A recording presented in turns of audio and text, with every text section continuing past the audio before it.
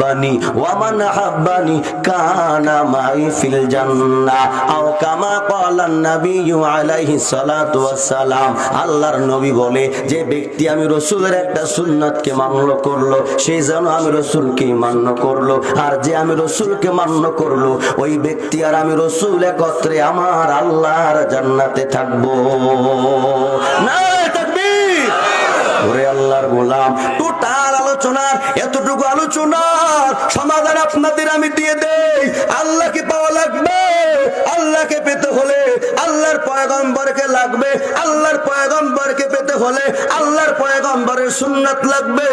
কিন্তু মুসলমান, আমাদের অবস্থা এমন দাঁড়ায় গেল, আমার ব্যক্তি জীবনে নবীর সুন্নাত নাই, আমার পারিবারিক জীবনে নবীর সুন্নাত নাই, আমার সামাজিক জীবনে নবীর সুন্নাত নাই, আমার রাষ্ট্রীয় জীবনে নবীর সুন্নাত নাই, আমার আন্তর্জাতিক জীবনে নবীর সুন্নাত নাই।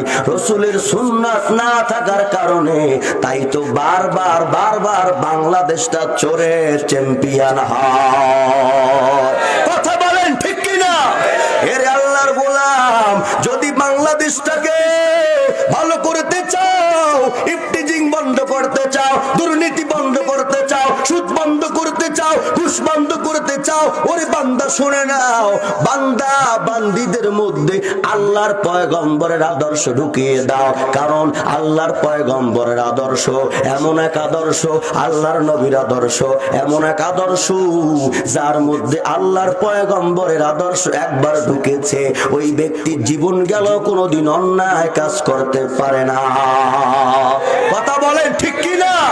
আল্লাহর নবীর আদর্শ বান্দার দামটা কত বাড়ায়। ওরে বান্দা, হযরত বেলাল, এই বেলাল রাদিয়াল্লাহু তাআলা আনহু ইসলাম গ্রহণ করার পূর্বে কে চিনতো বেলালকে? বেলাল দেখতে অত সুন্দর নয়, মানুষ যতই কালো হোক না কেন হাতের তালুটা তার সাদা থাকে, কিন্তু বেলাল রাদিয়াল্লাহু তাআলা আনহুর হাতের তালুটা পর্যন্ত কালো ছিল। এই বেলাল নবীর আদর্শে আদর্শিত হওয়ার কারণে বেলাল রাদিয়াল্লাহু তাআলা আনহুকে আল্লাহ তাআলা এমনি ভাবে কবুল করেছে। ওরে বেলাল আযান দেয় না, আল্লাহ সুবে সাদিক কায়েম করে না। এরে আল্লাহর গোলাম, ও যুবক, ও ইটবাড়িয়ার মুসলমান গো, আজকে তুমি তোমার মধ্যে নবীর আদর্শ ঢুকাও, দেখবে তোমার জীবনটা এত আলোকিত হয়ে যাবে, তোমার জীবনটা শান্তিতে এত ভরপুর শান্তি কামিয়াবি তুমি পাবে রে বান্দা।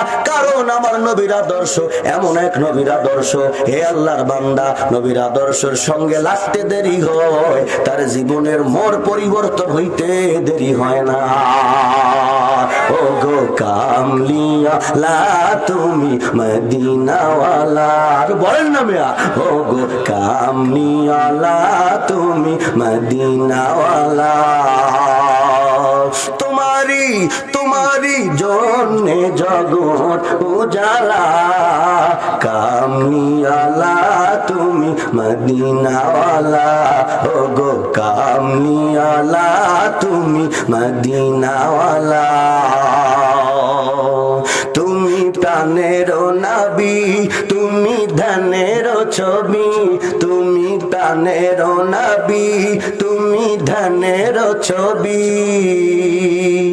স্বপ্নে দেখা দাও নূরে আলা, কামলিয়ালা তুমি মদিনাওয়ালা, ও গো কামলিয়ালা তুমি মদিনাওয়ালা। তোমারি জন্যে জগৎ উজালা, কামলিয়ালা তুমি মদিনাওয়ালা, ও গো কামলিয়ালা তুমি মদিনাওয়ালা। সুবহানাল্লাহ, জোরে বলেন না সুবহানাল্লাহ।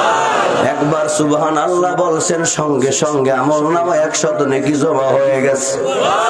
একবার সুবহানাল্লাহ বলেছেন, আমলনামা থেকে 100 গুনাহকে আল্লাহ ক্ষমা করে দিয়েছে। একবার সুবহানাল্লাহ বলেছেন, জান্নাতের মধ্যে আপনার আমার জন্য একটা ছায়াদার ফলদার বৃক্ষ তৈরি করা হয়েছে। ওই ছায়াদার ফলদার বৃক্ষের ছায়া অতিক্রম করার জন্য কোন একটা শক্তিশালী ঘোড়া যদি 100 বছর অথবা 500 বছর দৌড়ায়, তবুও গাছের ছায়া শেষ করতে পারবে না। জবান খুলে ধরে বলেন সুবহানাল্লাহ। আল্লাহর নাম নিতে আপনাদের লজ্জা লাগে নাকি? দুনিয়ার জমিনে যে সন্তান আব্বাকে আব্বা বলতে ডাকতে লজ্জা পায়, ওই সন্তান যেমন আব্বার সুসন্তান হতে পারে না, ঠিক তেমনি ভাবে বান্দা যে দুনিয়ার জমিনে আল্লাহর দেওয়া জবান দিয়া আল্লাহকে আল্লাহ বলতে ডাকতে লজ্জা পায়, ওই বান্দাও কোনোদিন আল্লাহর সুবান্দা হতে পারে না। আওয়াজ করে বলেন আমাদের রব কে? আরো জোরে বলো কে? আল্লাহ বলে, বান্দা বান্দিরা যারা জবান দিয়ে সাক্ষী দিবা আমি আল্লাহ তোমার রব, আমি আল্লাহ তোমার রব, ও বান্দা বান্দিরা তোমাদের জন্য আমি আল্লাহর পুরস্কার শুনে নাও। আল্লাহ জানাইয়া দেয়, ইন্নাল্লাযীনা ক্বালু রাব্বুনাল্লাহ, আরো জোরে বলেন আল্লাহু আকবার। কোরআন তেলাওয়াত শুনলে মুমিনের ঈমান বাড়ে, কথাটা কার?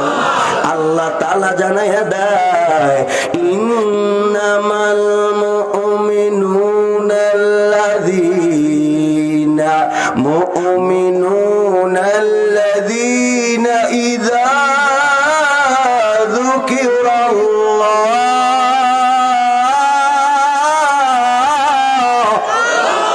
ওয়াজিলাত কুলুবুহুম ওয়া ইযা তুলিয়াত আলাইহিম আয়াতুহু যাদাতুহুম ঈমানা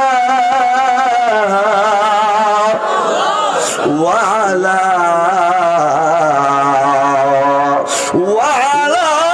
রাব্বিহিম ইয়াতাওয়াক্কালুন।